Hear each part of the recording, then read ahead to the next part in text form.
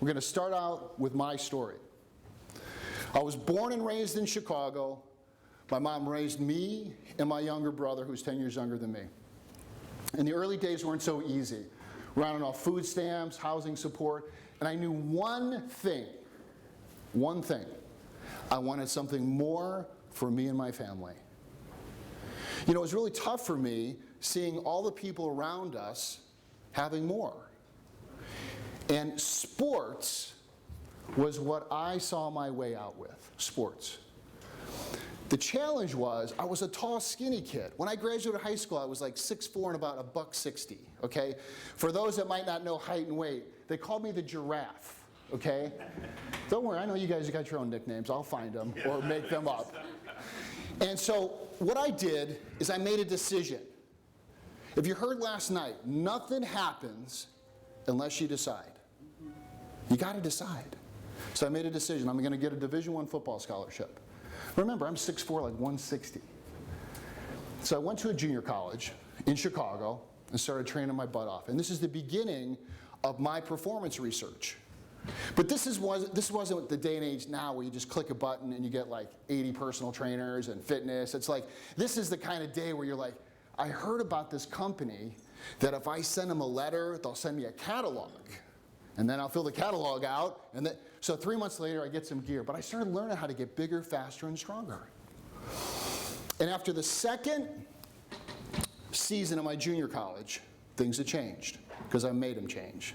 I kept growing, so I was about 6'5". Now I was 230 pounds on every recruiting list for tight ends in the area. And it was the second or third game of the season.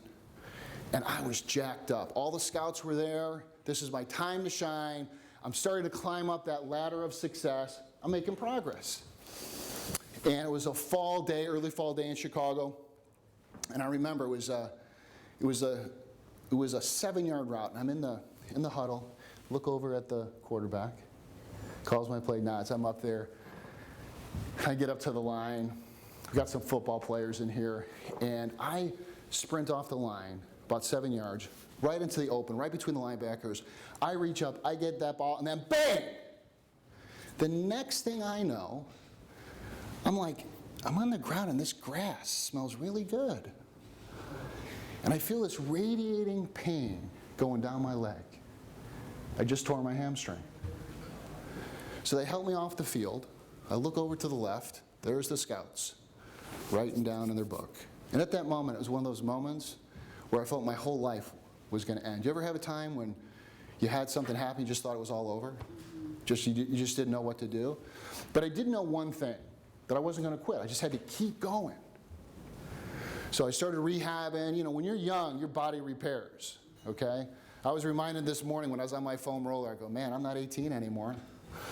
I know you can relate to that, some of you older folks in here.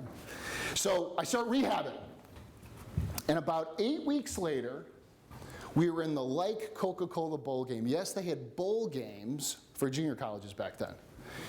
And the coach comes up and says, Griff, we think you can play.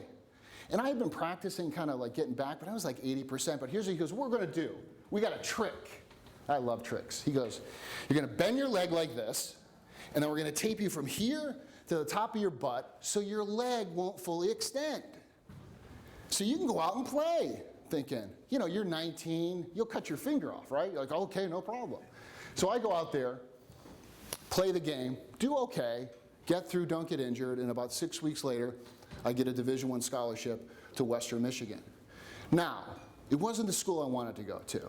You know, I wanted to go to like Ohio State or Michigan, even Illinois back then. But I was still getting up on that ladder of success. I was making progress. So now I'm in Kalamazoo, Michigan. The Broncos. Any Bronco fans in here? That's okay.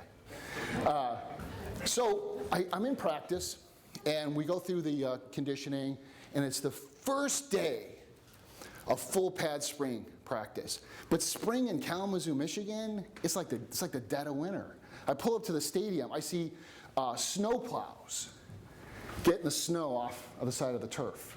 I get in the locker room, sit down, and I start getting a little nervous. It's like, man, what if I get hurt again?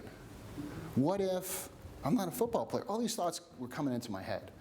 Because I identified my success and who I was going to be. It was going to be through athletics. I remember being in the locker room, I could see my breath. You know, it's like, I could see my breath. I get the shoulder pads on, ice cold, put them on, I get out to practice. And first 20, 30 minutes, I'm lighting it up. I'm like, really? It's this easy?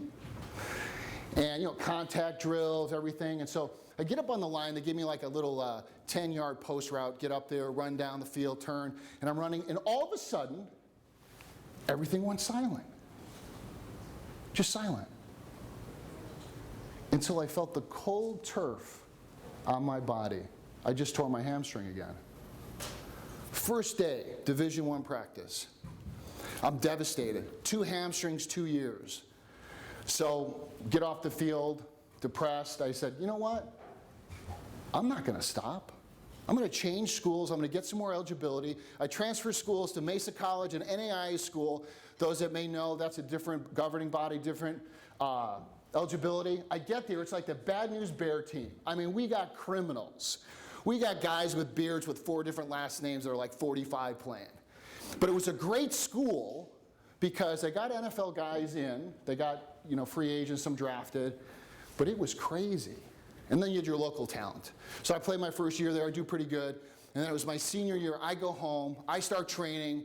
And I'm like shredded. I'm fit. I'm ready to go. And I remember the day I went on the track. I had those dolphin shorts. Anyone remember dolphin shorts? A few guys and gals in here. I had the blue and white ones. Man, I got some pictures. Those are scary. I had the dolphin shorts. So the beginning of your senior year, they have pro timing day. So the pros come in, and I'm on the track, and I'm super excited. I'm fit, strongest I've ever been. I get down in my stance, hot asphalt track, Grand Junction, Colorado, and I fly down that track. And I explode across that finish line, on the track, tumbling on the track, tore my other hamstring. 3 years, 3 hamstrings. You can't even make this stuff up.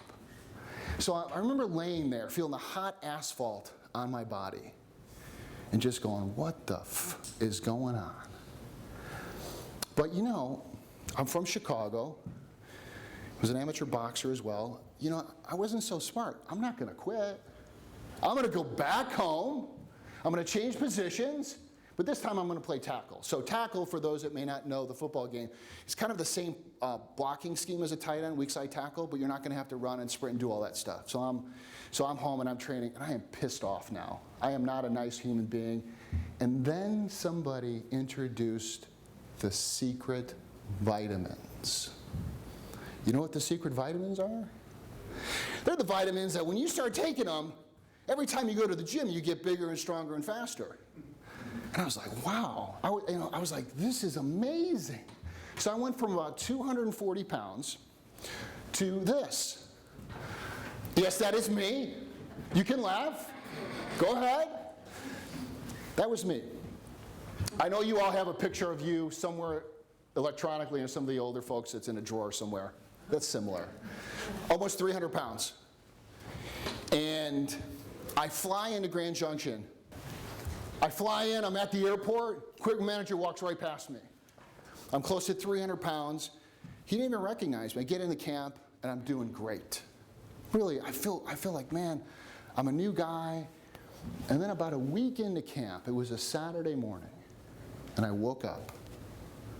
And I didn't want to go to practice. But it wasn't the kind of, I don't want to go to practice, I'm tired. Like some of you might have woke up today and go, oh, I'm tired, I just want to. It was like, I never want to go back to playing football. And I realized in that moment that my passion for football was gone. And as I laid there, I realized all I ever wanted to do was be successful. That's what I wanted. But time had changed, and I had not changed with it. And all I was worried about is not failing my dream. And I was failing myself. So that moment and that day, I made a decision. All the time I was wasting and all the suffering I was going through, I was going to retire, turn my gear in. And there was this whole sense of freedom. This whole sense of freedom. And in that day also, while I laid there, I realized I'd been climbing up that ladder of success, just keep reaching for it, and it was on the wrong wall. And what I learned were a couple things.